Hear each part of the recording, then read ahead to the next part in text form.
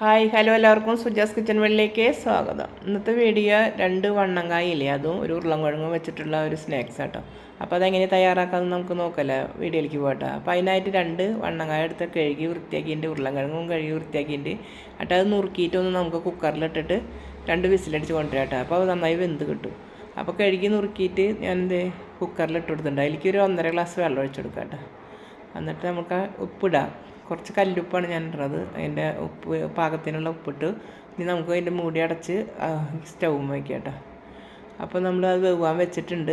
ഒരു 5 മിനിറ്റ് കഴിഞ്ഞപ്പോൾ 2 വിസിലൊക്കെ വന്നു. അപ്പോൾ നമ്മൾ തുറന്നപ്പോൾ നോക്കി ഉരുളൻകിഴങ്ങും കായൊക്കെ വെന്ത് കണ്ട കായ തൊലിയൊക്കെ കളർ മാറി വെന്തുണ്ട് കേട്ടോ. ഇനി ചൂടോട് കൂടി ഞാൻ അതിൻ്റെ തൊലി പൊളിച്ചിട്ട് നമുക്ക് ഉടയ്ക്കുക, അല്ലെങ്കിൽ ചൂട് പോയാൽ ചിലപ്പോൾ ഉടഞ്ഞ് കിട്ടില്ല.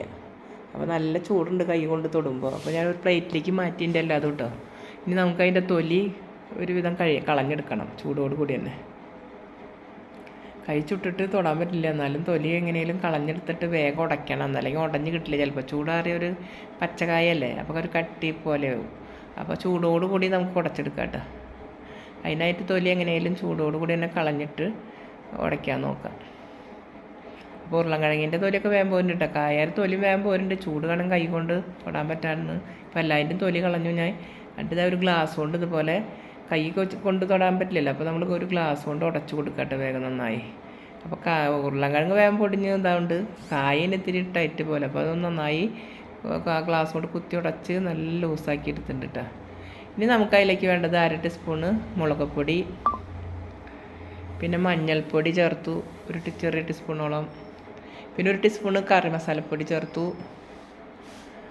പിന്നെ ഒരു പച്ചമുളക് ചെറുതാക്കി അരിഞ്ഞത് ചേർത്ത് കൊടുത്തു, ഒരു കഷ്ണം ഇഞ്ചി ചതച്ചത് ചേർത്ത് കൊടുത്തു, കുറച്ച് കറിവേപ്പിൻ്റെ ഇല ചെറുതാക്കി അരിഞ്ഞത് ചേർത്തു, പിന്നെ ഒരു സബോള അതിലേക്ക് ആവശ്യമുള്ളത് ചേർത്താൽ മതിട്ട്. അധികമായി നമുക്കിങ്ങനെ പിടിച്ചിടാൻ ബുദ്ധിമുട്ടാവും. അപ്പോൾ അധികം ഇല്ലല്ലോ, ഒരു ഉരുളൻകിഴങ്ങും 2 കായല്ലേ ഉള്ളൂ. അപ്പോൾ അരിക്ക് പാകത്തിനുള്ള സബോളയും ചേർത്ത് കിട്ടുക. ഉപ്പ് പിന്നെ നമ്മൾ പുഴുങ്ങുമ്പോൾ കായും ഉരുളൻകിഴങ്ങും പുഴുങ്ങുമ്പോൾ ഇട്ടുണ്ടല്ലോ, ഇനി ആവശ്യമുണ്ടെങ്കിൽ മാത്രം നോക്കിയിട്ട് ഇട്ടാൽ മതിട്ടോ, ഉപ്പ് ചേർത്താൽ മതി.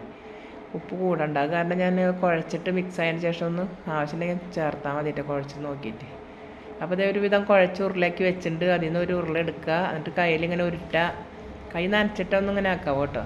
എന്നിട്ട് ഇങ്ങനെ നമ്മൾ പരിപ്പ് വട ഉണ്ടാക്കില്ലേ, അതേപോലെ ഇങ്ങനെ പരത്തി കൊടുക്കുക. അപ്പോൾ ഞാൻ അതിൽ വേറെ മാവൊന്നും ചേർത്തിട്ടില്ല കേട്ടോ. അതിൽ ഉരുളൻകിഴങ്ങുള്ള കാരണം സുഖമായിട്ട് നമുക്ക് പിടിച്ചിടാം. ഇനി മാവൊക്കെ കൂട്ടിയാൽ കല്ലപ്പ് പോലെയാവും. അപ്പോൾ ഇങ്ങനെ ആകുമ്പോൾ നല്ല സോഫ്റ്റായിട്ടിരിക്കും വട കേട്ടോ. അത് കാരണം ഞാനതിൽ വേറെ കടലമാവോ അല്ലെങ്കിൽ മൈദയോ അരിപ്പൊടി ഒന്നും ചേർത്തില്ല. ഇതുകൊണ്ടാകുമ്പോൾ നല്ല ടേസ്റ്റിൽ കിട്ടും ഇങ്ങനെ ഉണ്ടാക്കി കഴിഞ്ഞാൽ. അതൊന്നും ഇടാതെ. അപ്പോൾ ഈ ഉരുളൻകിഴങ്ങുള്ള കാരണം നമുക്ക് എങ്ങനെ വേണമെങ്കിലും വട തയ്യാറാക്കാൻ കുഴപ്പമില്ല കേട്ടോ. കാരണം ഞാൻ മാവൊന്നും ചേർക്കാഞ്ഞത് കണ്ട നല്ല ഭംഗിയിൽ ഇങ്ങനെ വട കിട്ടും.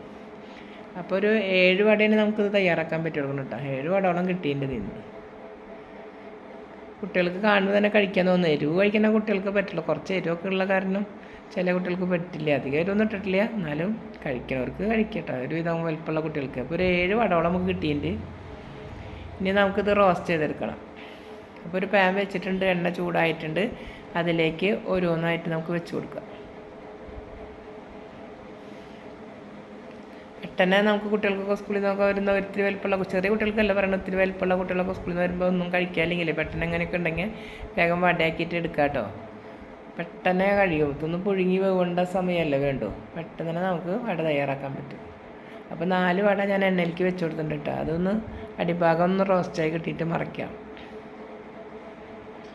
നല്ല ടേസ്റ്റ് ആട്ടോ, കഴിക്കാൻ നല്ല രസമുണ്ട്. ഉരുളൻകിഴങ്ങും കായൊക്കെ അല്ലേ, അപ്പോൾ നല്ലൊരു പരിപ്പുവടയേക്കാളും ടേസ്റ്റ് തോന്നിക്ക് കഴിച്ചപ്പോൾ. അപ്പോൾ അതിൻ്റെ അടിഭാഗം നമുക്ക് മറച്ചിട്ട് കൊടുക്കാം കേട്ടോ. അപ്പോൾ 4 അടിഭാഗം ആയപ്പോൾ 4 മറിച്ചിട്ട് കൊടുത്തു കേട്ടോ. ഇനി അതിൻ്റെ അടിഭാഗം കൂടി ഒന്നായാൽ നമുക്ക് എണ്ണയിൽ നിന്ന് എടുത്ത് മാറ്റാം കേട്ടോ. കഴിക്കാൻ താല്പര്യമുള്ള കുട്ടികൾക്ക് നല്ല രസമുള്ള സാധനമാണ്. നമുക്ക് ആദ്യം കഴിച്ച് നോക്കുമ്പോൾ രസം ഉണ്ടോ എന്നുള്ള അറിയില്ല, കഴിക്കുമ്പോൾ നല്ല ടേസ്റ്റ് ഉണ്ട്. മുരിഞ്ഞ് വരുമ്പോഴേ ഉരുളൻകിഴങ്ങും ഇതൊക്കെ ആകുമ്പോൾ പ്രത്യേക ടേസ്റ്റ് തന്നെയല്ലേ. അപ്പോൾ അതേ ആദ്യത്തെ 4 വെന്ത് കിട്ടിയിട്ടോ, അത് നമ്മൾ എണ്ണയിൽ നിന്ന് എടുത്ത് മാറ്റാണ്. ഇനി ഒരു 3 വടയും കൂടി ഉണ്ട്, അതുകൂടി നമുക്ക് എണ്ണയിലേക്ക് ഇട്ട് കൊടുക്കാം കേട്ടോ. അതെ 3 വടയിൽ 1 ഇട്ടു, 2 ഇട്ടു, 3 വടയും ഇപ്പോൾ ഞാൻ എണ്ണയിലേക്ക് ഇട്ട് കൊടുത്തു കേട്ടോ. ഞാൻ അതിൻ്റെ അടിഭാഗമായ മറച്ച് കൊടുക്കുക. പെട്ടെന്ന് കഴിഞ്ഞു കണ്ട, എത്ര ക്ഷണം നമ്മൾ വട ഉണ്ടാക്കൽ കഴിഞ്ഞു. ആ കായും ഉരുളക്കിഴങ്ങും വേവേണ്ട സമയം നമുക്ക് വരുന്നുള്ളൂ. പിന്നെ ആ സാധനങ്ങളൊക്കെ ഒന്ന് അരിഞ്ഞെടുക്കാനുള്ള ടൈം പെട്ടെന്ന് കഴിയും.